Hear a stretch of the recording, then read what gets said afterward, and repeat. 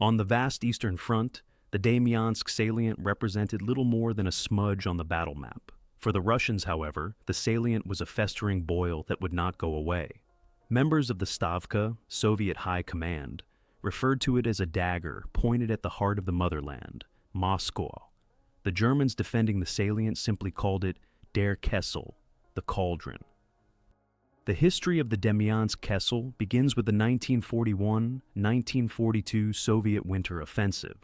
On the northern sector of the front, 9 Russian armies attacked Field Marshal Wilhelm Ritter von Leib's Heeresgruppe Nord, Army Group North, with the objectives of breaking the siege at Leningrad and pushing the Germans farther west, away from Moscow. Von Leib's command consisted of Koehler-General Georg von Küchler's 18th Army and Koehler-General Ernst Busch's 16th Army. Soviet dictator Joseph Stalin also hoped that the 2 German armies could be encircled and destroyed by lightning thrusts and rapid maneuvers. Costly decisions on both sides. A combination of rigidity in command and lack of coordination of the Russian forces, coupled with Hitler's no-retreat order and stubborn German resistance, foiled the Soviet dictator's grandiose plan. Both the Germans and the Russians paid dearly for their leaders' decisions. One of the most hotly contested areas on the northern sector was the region containing the Valdai Hills and the town of Demyansk. A vital rail link that connected Moscow and Leningrad was located in the town, and both sides fought bitterly for control of the area, braving the elements along with the front lines. General Walter Graf von Brockdorff-Ahlenfeld commanded the 12th Army Corps, which was charged with defending the Demyansk sector. The 54-year-old Count already had a distinguished military career, which began in 1907. During the 1940 French campaign, von Brockdorff was awarded the coveted Knight's Cross while leading the Yekstizhsk and the 2 Army Corps. When the Soviet offensive began in January 1942, von Brockdorff had 3 divisions under his command. The 12th Infantry Division, temporarily commanded by Colonel Karl Hernekamp, was raised from Mecklenburg troops. General Wilhelm Bonstedt's 32nd Infantry Division consisted of men from Pomerania and Prussia, while General Erwin Rauch's 123rd Infantry Division came from Brandenburg. The men of these divisions had experienced the heady days of the Blitzkrieg advance in Russia. Now they were facing a vastly superior enemy while freezing in their threadbare summer uniforms. Holding Demyansk at all costs. As von Brockdorff's men fell back under the onslaught of Maji, General P.A. Kurushkin's Northwest Front, orders came from Berlin that Demyansk must be held at all costs. Control of the area was vital, and as long as the rail link was in German hands, rail supply on a large scale between Moscow and Leningrad would be impossible. On January 9th, Kurushkin's 3rd and 4th Shock Armies smashed into 2 regiments of the 123rd. Strong points were wiped out, and Red Army troops poured through huge gaps in the German line. By January 12th, von Brockdorff had received orders to pull back toward Demyansk. On his left flank, General Christian Hansen's ex-Army Corps was also falling back under the fury of the Soviet assault. At the time, Hansen's command consisted of the Schleswig-Holstein 30th Infantry Division, General Kurt von Tippelskirch, the Schleswig-Holstein and Hanoverian 290th Infantry Division, General Theodor Freiherr von Wrede, and General Theodor Eicke's SS Totenkopf, Death's Head Division. Your calculations are of no consequence. Although the Russians pressed the Germans hard, they could not exploit their initial successes in the northern sector. Cut-off German units formed strong points in villages that were bypassed by Red Army assault troops, and follow-up units had to constantly siphon off forces to try and overcome them. Some of the strong points fell, while others held out for weeks. The situation was fluid and confused, not only for the frontline troops, but for the higher commands in the rear area as well. When one German division urgently requested a resupply of ammunition, its corps headquarters radioed back that calculations showed that the division was using too much ordnance. "Your calculations are of no consequence," came the laconic reply from the division headquarters. Maintaining pressure on the German line. With the attack still in full swing, Kurochkin ordered his 11th and 34th armies to keep pressure on the German line in front of Demyansk, while he sent other units around the enemy flank in a pincer movement. Hitler had demanded that Demyansk be held at all cost, so von Brockdorff and Hansen were denied the freedom of action necessary to prevent the Russian flanking maneuver. Instead, the German corps and divisional commanders were forced to deploy their troops in an area that was being gradually compressed until it resembled a finger poking out from the main German line of resistance. Throughout January, the German divisions around Demyansk maintained a tenuous contact with the main line. By the end of the month, Stalin had become furious with the German resistance and ordered the completion of the encirclement, no matter what the cost. Inside the cauldron. To accomplish the mission, the 1st and 2nd Guards Rifle Corps, Brigmergens, A.S. Gryaznov, and A.I. Lizyukov were sent to the sector. Since the Germans were ordered to stand fast, it was only a matter of time before the pocket was cut off. On February 9th, contact with overland supply lines was severed by the Soviets, and the Demyansk cauldron was born. Inside the cauldron were the remnants of several German divisions from the 2 and X Army Corps, and from neighboring Army Corps that had been caught up in the Soviet net. Hansen had moved his headquarters to Staraya Russa, some 20 miles northwest of the cauldron's western perimeter. Von Brockdorff's headquarters remained in Demyansk and was given overall command of the encircled German forces. He had approximately 95,000 men to hold the Russians at. From the beginning, supply was a critical problem for the trapped forces at Demyansk.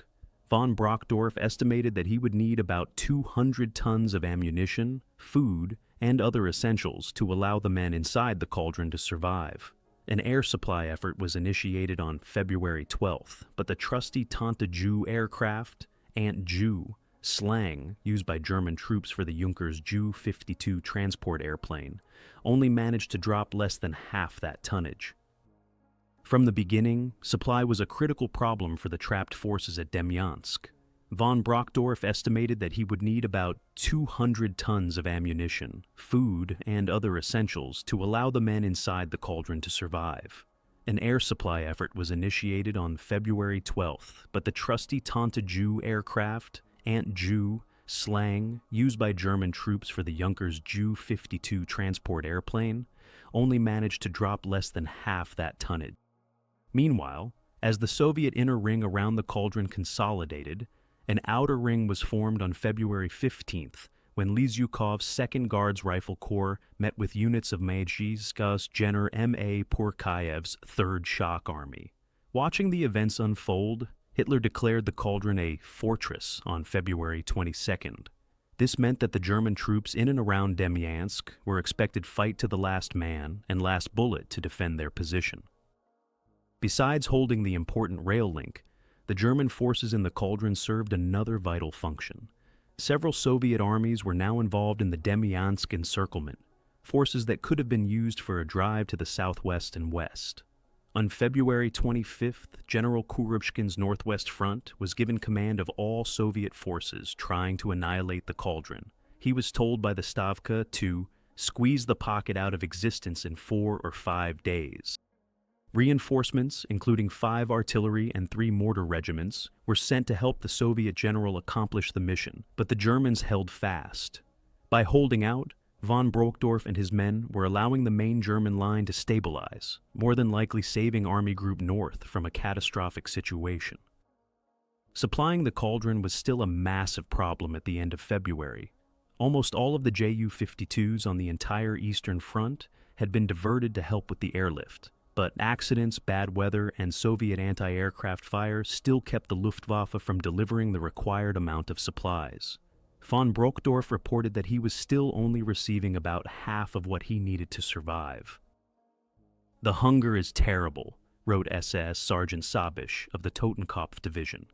"The aircraft come in the morning and drop their ammunition and supplies.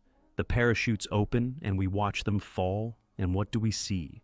Slowly they float towards the forest, to Ive." Another inhibiting factor for the Germans in the cauldron was the sub-zero temperatures that had plagued the front since December.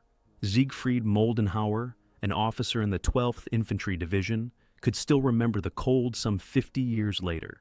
"I saw brave men, men who would not hesitate to charge an enemy strongpoint with nothing more than a bayonet, weep uncontrollably because of the freezing weather, he wrote in a 1993 letter to the author. We had little more than our summer uniforms and our jack boots as protection in temperatures that reached -20 or -30 degrees. We dug holes in the snow to protect ourselves because the ground was like iron. Imagine living like this for weeks on end and still trying to find the strength to fight off the enemy. By March, the Soviet offensive had fizzled out, and Hitler became determined to launch an operation to free the besieged Germans at Demyansk. Codenamed Brückenschlag, bridging, the plan called for a 5-division attack to strike the Russian outer ring. Meanwhile, German forces inside the cauldron would attack westward to link up with the relief force. Command of the strike force outside Demyansk was given to General Walter von Seydlitz-Kurzbach. The 5 German divisions, 5th Light, 8th Light, 18th Motorized, and the 122nd and 329th Infantry Divisions, supported by the I 203rd Panzer Regiment and the 659th and 666th Sturmgeschütze assault gun battalions, were assembled for the attack. While von Seydlitz marshaled his forces, the battle inside the cauldron took an ominous turn.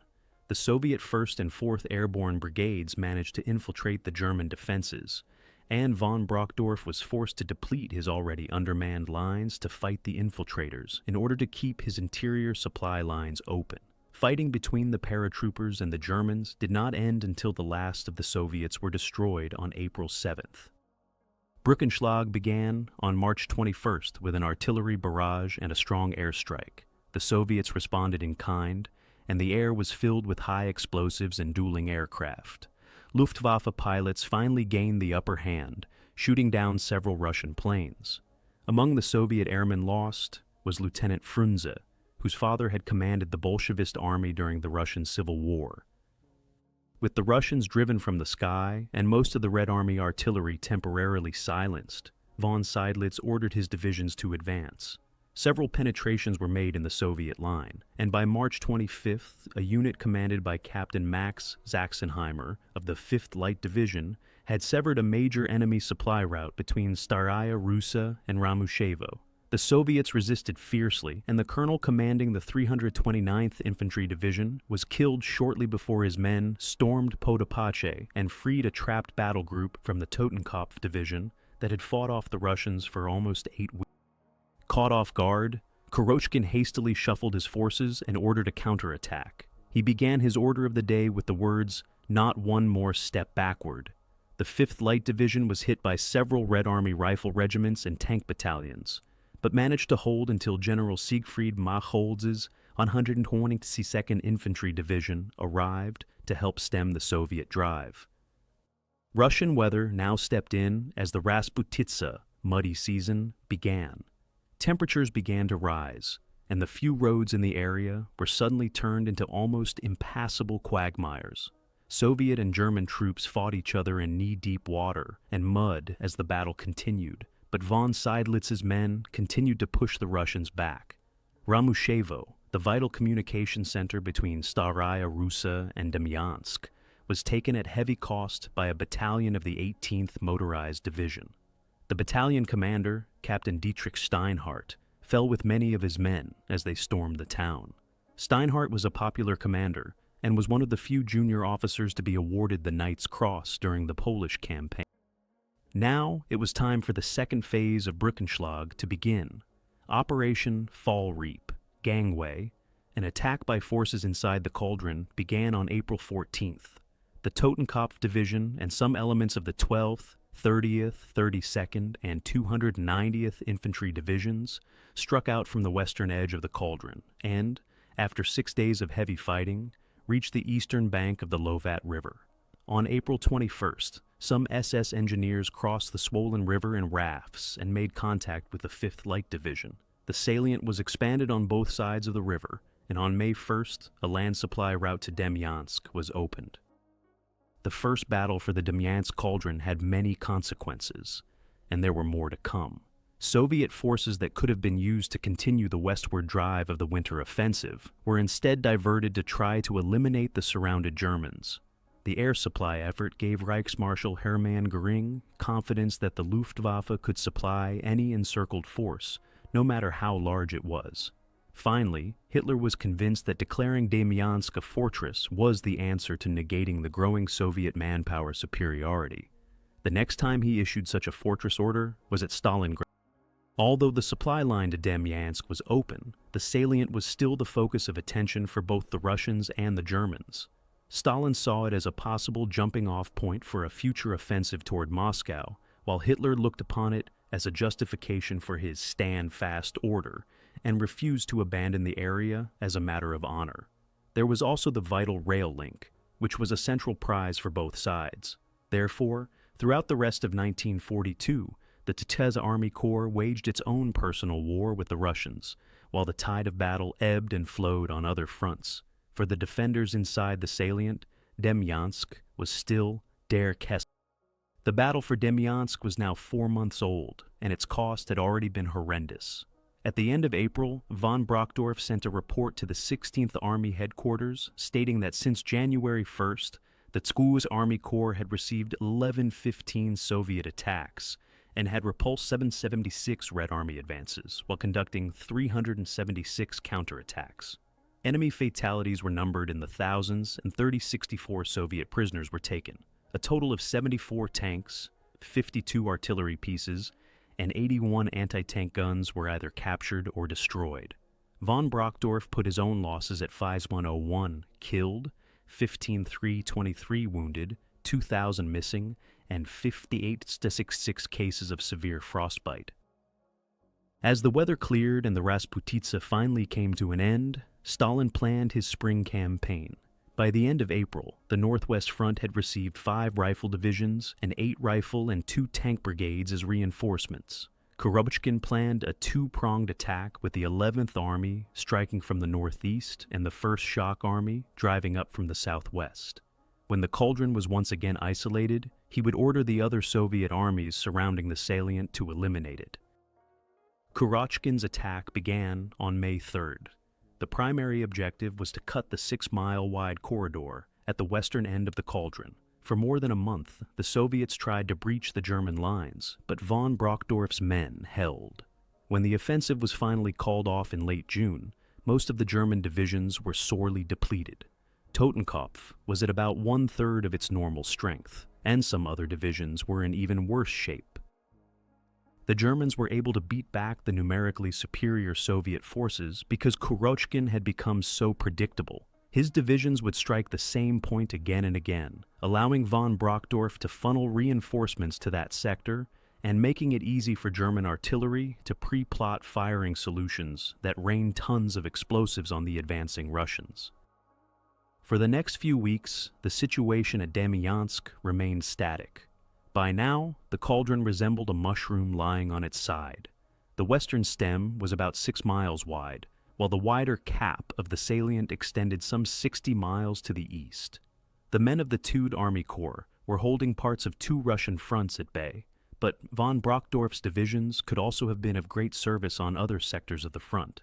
Kohlesgynzer Franz Halder, chief of the Army General Staff, proposed that the cauldron be evacuated to provide a reserve for Army Group North, but Hitler firmly rejected the idea.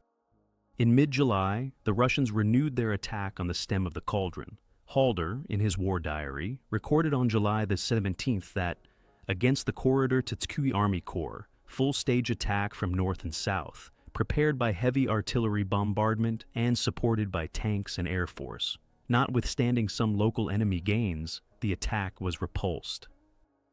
During August and September, both sides fought to improve their situation. Kurochkin continued to gnaw away at the western edge of the cauldron, while the Germans began planning an operation to widen the narrow supply corridor leading into the salient. Halder still pushed for the complete evacuation of the cauldron, but Hitler steadfastly refused. On September 27th, the German offensive began with an attack by the 5th Jaeger, formerly 5th Light Division, and the 126th Infantry Division on the eastern side of the stem. The 2 German divisions encircled the 1st Guards Rifle Division by October 2nd and stopped at the Lovit River. Phase 2 of the offensive saw the Luftwaffe Infantry Division Meindl and the Totenkopf now down to about 350 effective troops, attacked from just outside the western edge of the stem. By October 10th, the supply corridor had expanded to a width of 10 miles. The onset of the fall Rasputitsa brought a halt to most operations around Demyansk by mid-October. In both Moscow and Berlin, eyes turned farther east to the life and death struggle at Stalingrad. While Hitler was determined to take Stalin city, the Soviet dictator was just as determined to hold it. As Russian units in the city were bled white, the Stavka was preparing a massive blow that would eventually cut off Colonel General Friedrich Paulus's 6th Army and destroy it. At the same time, another plan was being formulated to annihilate the Demyansk pocket. Stalin demanded victory, not only against the Germans on the Stalingrad front, but against Demyansk as well. His Stalingrad offensive was set to begin on November 19th. The attack on Demyansk would start on November 28th. To command the Demyansk operation, Stalin chose one of his few close friends, Marshal of the Soviet Union Semen K. Timoshenko. Born in 1895, Timoshenko had commanded a cavalry unit during the Russian Civil War. His friendship with Stalin helped him escape the purges of the 1930s that had decimated the Soviet officer corps. He successfully brought Finland to her knees in 1940 and was temporary commander-in-chief of the Red Army in 1941. As commander of the Western Theater, Timoshenko slowed the German advance on Moscow.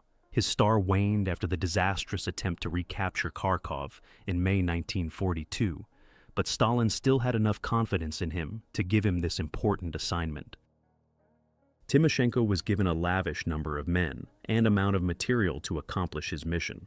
The 11th and 27th Armies had a total of 13 rifle divisions, 9 rifle brigades, and about 400 tanks. In the south, the 1st Shock Army would hit General Harry Hopp's 126th Infantry Division with 7 rifle divisions, 4 rifle brigades, and 150 tanks. While the Soviet strike force snipped off the stem, the 34th and 53rd Armies would attack the northeast and southwest fronts of the salient and pin down the German units defending those sectors. It seemed like a perfect plan. Timoshenko would have complete air superiority, as almost all of the Luftwaffe units in the area had been transferred to other sectors of the front. The 16th Army had also lost almost all its armor. Its last major armored unit, the 8th Panzer Division, had been shipped off to Vitebsk, leaving the army with a few assault gun companies and some panzer companies from the 203rd Panzer Regiment as a reserve to deal with any armored threat. The armored reserve, known as Group Sauer, was under the command of Lieutenant Kohl, Freiherr von Massenbach. All eyes were on Stalingrad as the day of the Demyansk attack approached. As Soviet armies smashed through Hungarian, Romanian, and Italian divisions that were protecting the flanks of the 6th Army, Timoshenko kept receiving new units for his own offensive.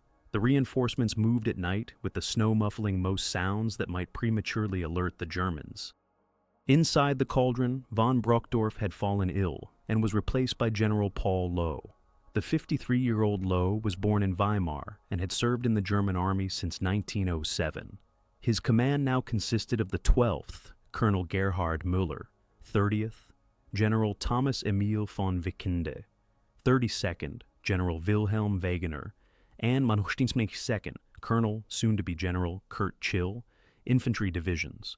Also included were 2/3 of the 129th Infantry Division, General Albert Praun, and Infantry Regiment 368 of the 281st Sicherheit Security Division under General Wilhelm Hunold von Stockhausen.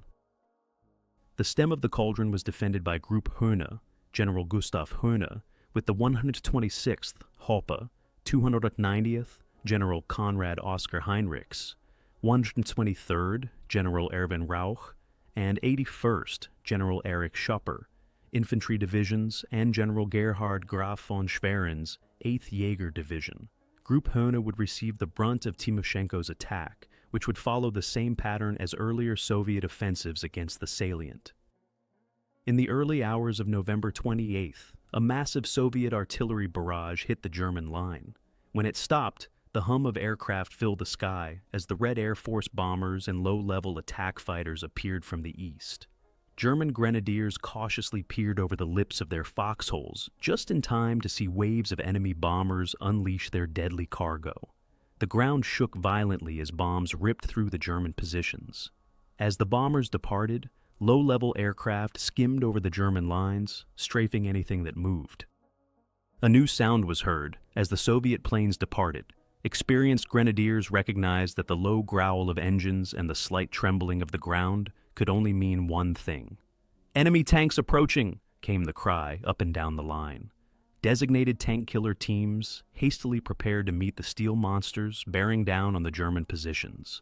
Bundles of grenades had already been taped together, and sticky mines were placed close by for instant use as the teams waited for the right moment to begin their deadly game of cat and mouse.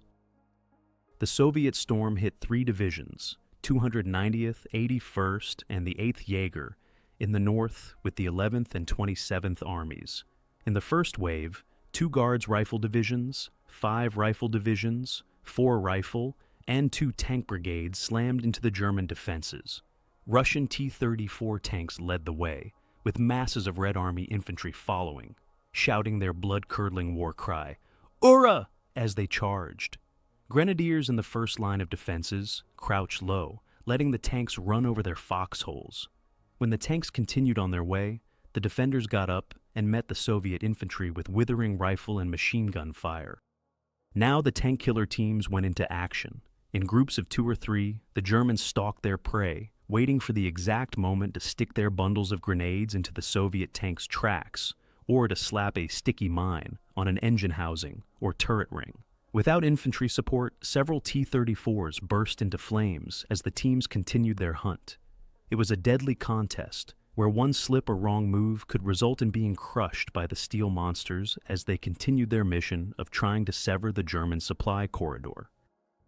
Some penetrations were made in the north, and Timoshenko immediately pushed his reserves into the breaches. The tenacity of the soldiers of the 8th Jaeger Division was evident as a large force of about 3,000 Soviets was fought to a standstill and then repulsed by a counterattack from 417 men of the division's Jaeger Regiment 28. A particularly heavy infantry tank assault struck Schopper's 81st Infantry Division. His situation was worsened by the fact that his divisional anti-tank battalion was not only under strength, but was equipped with a hodgepodge of enemy weapons. Nevertheless, the crews stood behind their mixture of 10 French and 6 Russian heavy anti-tank guns and 5 light German and Czech guns. As the Russians advanced, the crews fired shell after shell, disabling some of the T-34s while the others kept coming. The light guns were virtually useless, and the crews, firing at point-blank range, watched helplessly as their shells bounced off the sloped armor of the Russian tanks. They died at their positions, bright red blotches of blood blemishing the white snow as the T-34s crushed them. After 2 days of fighting, the battalion strength was down to 8 officers and 208 men, but the sacrifice of the dead had halted the Russians. Hohne, who had no reserves of his own, ordered drivers, clerks, and cooks into the fray to try and stop the Russian advance. Some companies from Group Saar were also rushed to the scene. Together, the tanks and the rear area troops managed to prevent a total disaster. In the south, 3 Guards Rifle Divisions, a Rifle Division, 2 Rifle Brigades, 1 tank, and 1 ski brigade slammed into Hopp's 126th Infantry Division. The battle there followed the same path as the fight in the north. Soviet soldiers courageously charged the German positions, but were mowed down by the hundreds. About 150 tanks formed the vanguard of the attack, and several went up into flames, victims of the tank killer squads, minutes after passing over the well-constructed German forward positions. The Russians, blunted in one sector, looked for easier paths through Hopp's defenses. A concentrated assault finally resulted in a breakthrough, and Red Army tanks and infantry surged through the breach. The headquarters of Infantry Regiment 422, located behind the lines in Kozlovo, suddenly found itself under attack. As Soviet tank cannon fired at point-blank range, officers donned their steel helmets and rushed to join headquarters, personnel already engaging the Russians. A bloody struggle ensued, and only after several of the tanks were destroyed did the remaining Soviet force retreat toward its own lines.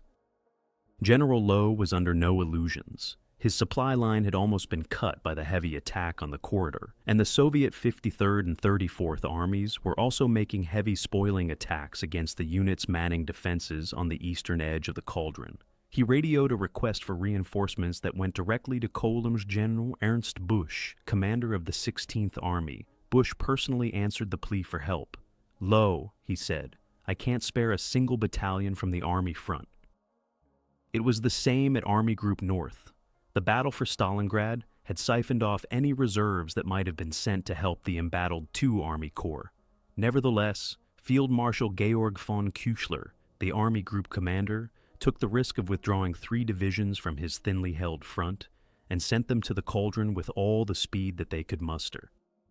When the order came, General Walter Ernst Riss's 225th, General Karl von Grafen's 58th, and General Friedrich Koechling's 254th Infantry Divisions moved out of their positions around Lake Ladogda and headed south. They arrived a battalion at a time and were hastily sent into sectors that had already been thinned by the Russian onslaught. The 3 divisions had been instrumental in maintaining the blockade around Leningrad. When the Soviets attacked the Ladogda sector some weeks later, the lack of depth in the area would prove fatal to the plan of starving Leningrad into submission. Inside the cauldron itself, the fighting continued unabated. Moscow was demanding results, and Timoshenko was trying to please. He ordered more attacks to try and breach the tenuous line that held the supply corridor, and the battle became even more confused as several penetrations were made in the German lines. Some 40 years after the battle, Master Sergeant Ernst Warrock of the 8th Jaeger Division recalled the fighting in a letter to the author. "It was utter chaos during those first days of January. I was a platoon leader in the 13th Company of Jaeger Regiment 28. The Ivans were very good, and they had forced our company out of 3 bunkers that were vital to the defense of the area. We were ordered to take them back. The enemy fire was very heavy as we moved forward, and, one by one, our officers fell, either killed or wounded. The company was being cut to pieces, and we clung to any cover that we could find. One of the younger lads had tears in his eyes. I don't know whether out of fear or frustration. I gathered the remaining men around me and told them that the capture of those bunkers was vital, and that there was no one left to do it but us. Positioning most of the surviving men to give covering fire, I set out toward the bunkers with 3 volunteers. We charged the first bunker, and, after a short and bitter fight, we were able to clear it. This was not without cost. All 3 of my comrades were too badly wounded to continue, so they tried to suppress the enemy fire as I advanced on the other 2 bunkers. Warrock ran like a man possessed, dodging enemy bullets and reaching the second bunker. He fired madly into the bunker's slits and tossed a grenade through an opening. Before the smoke had cleared, he was on to the 3rd bunker, where he repeated his actions. The surviving members of my company then rushed forward to reoccupy our old positions, he wrote. I could not have done this without the bravery and sacrifices of my dead and wounded comrades. The Knight's Cross that I received for these actions is really a testament to them. After a month and a half of fighting, both sides were utterly exhausted. Timoshenko had lost about 1,000 men and 425 tanks, while the Germans claimed to have sustained 1,767 total casualties, many of them killed or missing. Having taken so many losses with so little to show for it, Timoshenko finally called his offensive to a halt in order to regroup and resupply his forces.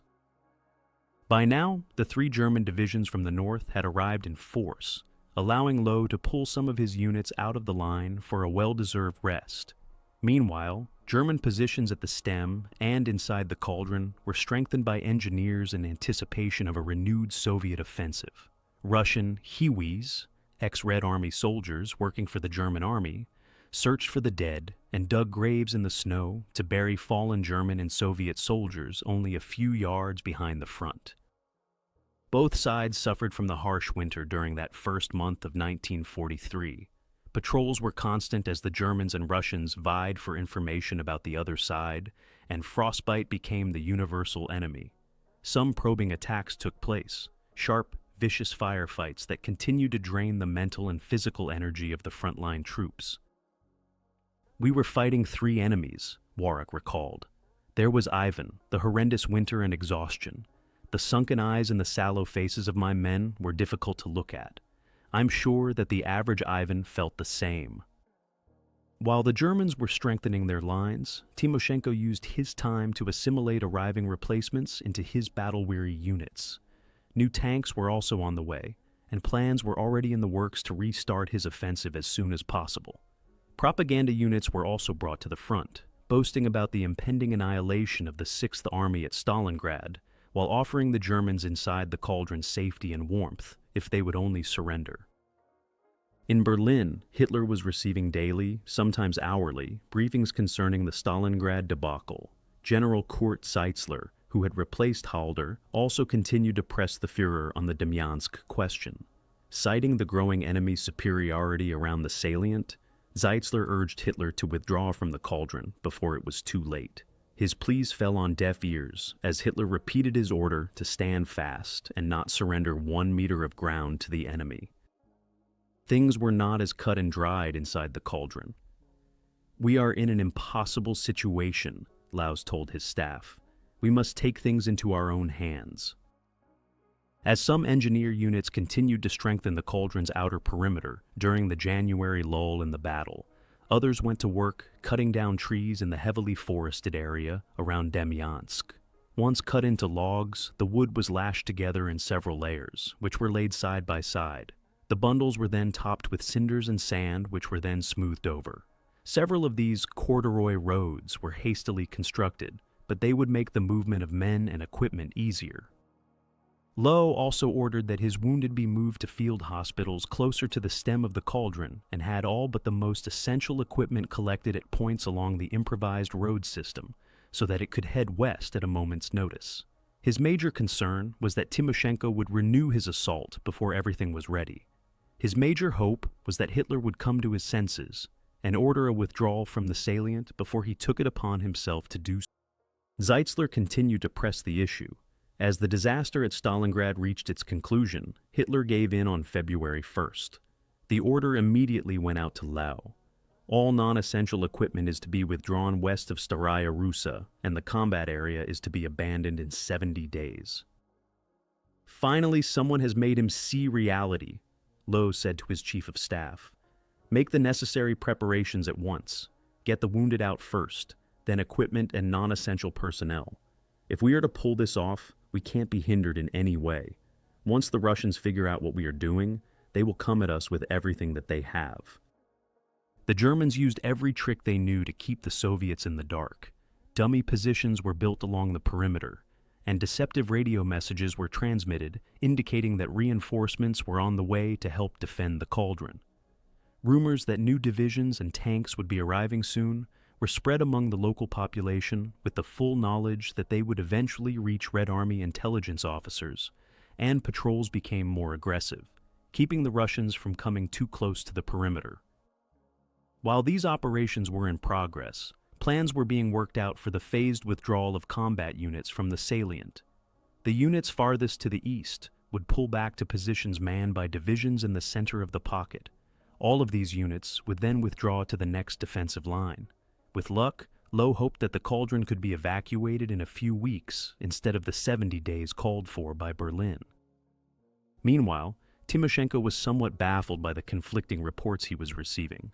Although German radio traffic and information from local spies told him that the enemy was reinforcing the Demyansk salient, a few intercepts spoke of the withdrawal of troops and equipment.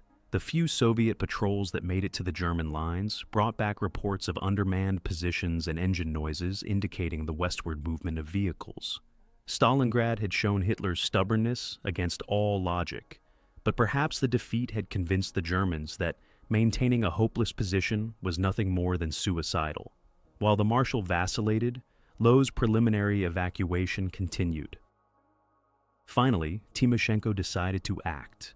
On February 15th, he ordered 12 rifle divisions, supported by 3 tank and 3 rifle brigades, to attack the land bridge at the base of the cauldron. Once again, it was the units of Group Hona that felt the brunt of the assault. The artillery barrage caught the Germans off guard, but the Soviet infantry that followed still faced a wall of deadly fire during the advance. In the north, the 290th, 58th, and 254th Infantry Divisions beat back several tank-led attacks. Soviet soldiers literally climbed over their own dead as they steadfastly tried to take the German positions.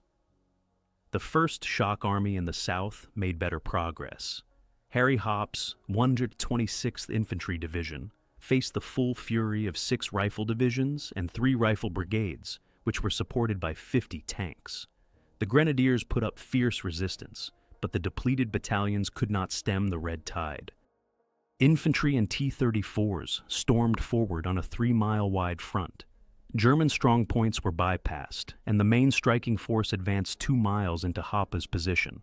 The town of Borisovo fell in a bitter fight only after the German defenders had destroyed 25 enemy tanks.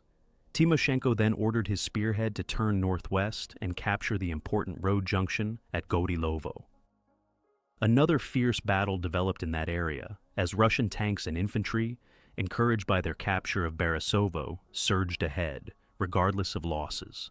The 126th was stretched to its breaking point, but Hopp's men continued to hold the approaches to the town. Reinforcements arrived in the nick of time in the form of a regiment from the 5th Jaeger Division. Faced with a determined defense in their front and a flanking attack from the Jaegers, the Soviets were forced to pull back. Slowly, the Germans pressed forward, clearing out pockets of Russian resistance and retaking most of their lost positions by the end of the day. The fighting had once again been costly for both sides, but the Russians were still receiving a steady flow of replacements, while the Germans were not. Lowe and Hühne were taxed to the limit with trying to fill the gaps in their ranks, and both generals knew that another large-scale offensive against the Kessel could only result in disaster.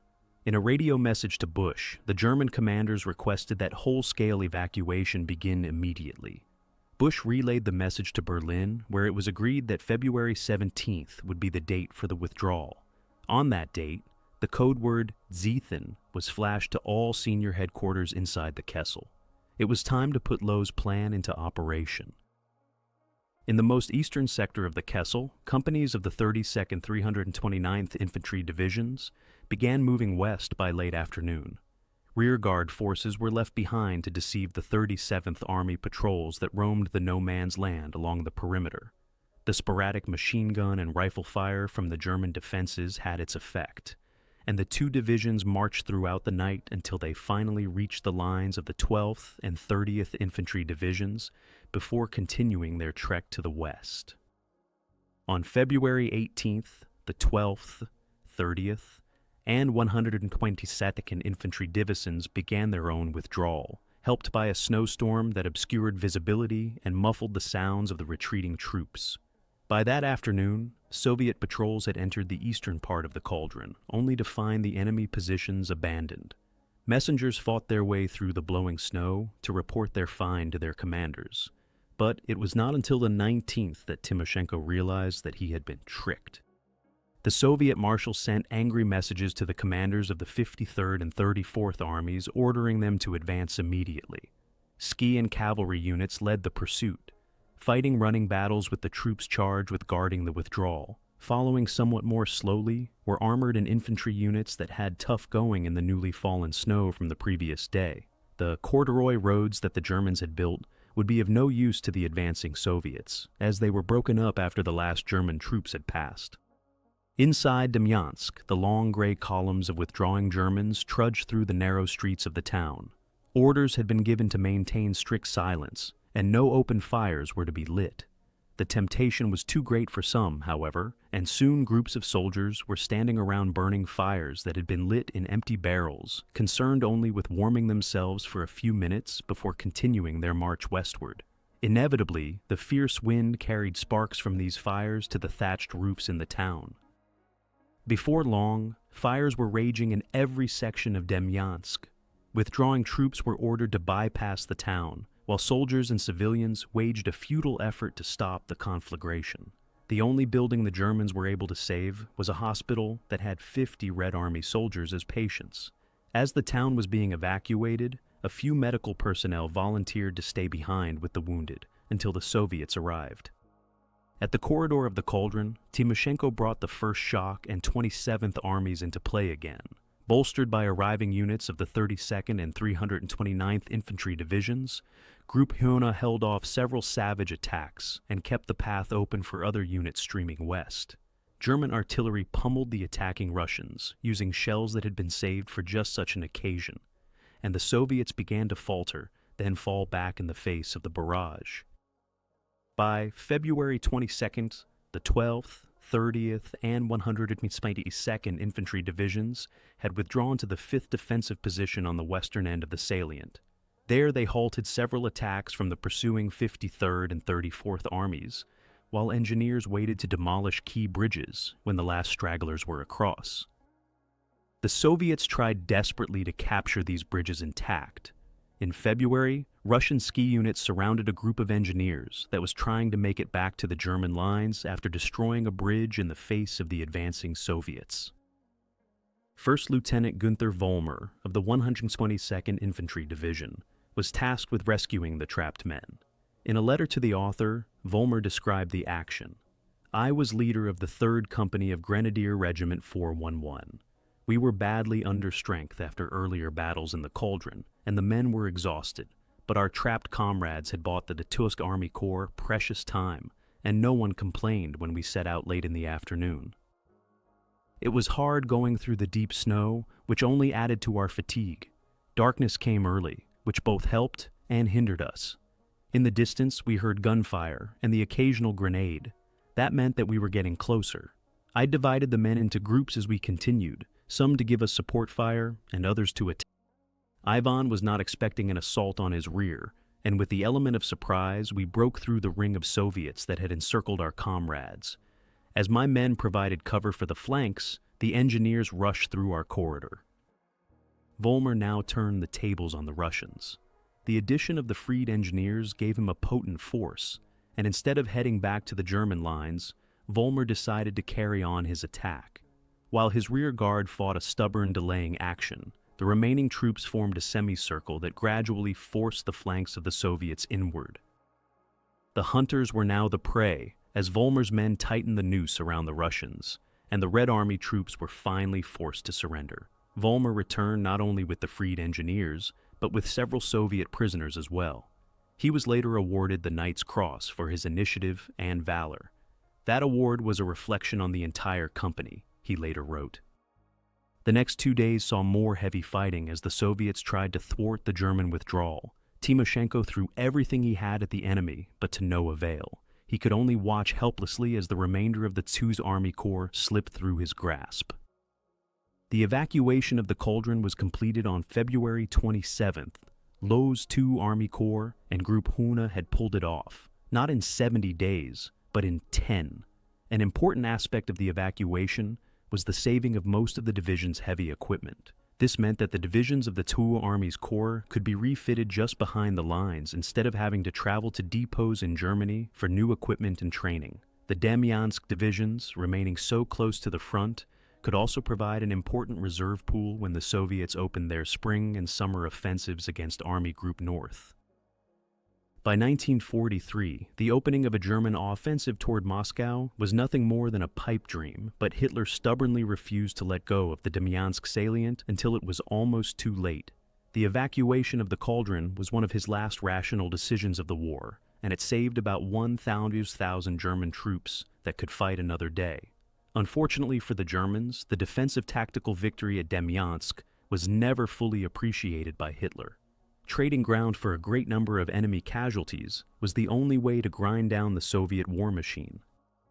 Fortunately, for the rest of the world, Hitler's constant fixation on holding every inch of conquered land proved to be the downfall not only for himself, but for the Third Reich as well. Pat McTaggart of Elkhart, Iowa, is an expert on World War II and the Eastern Front.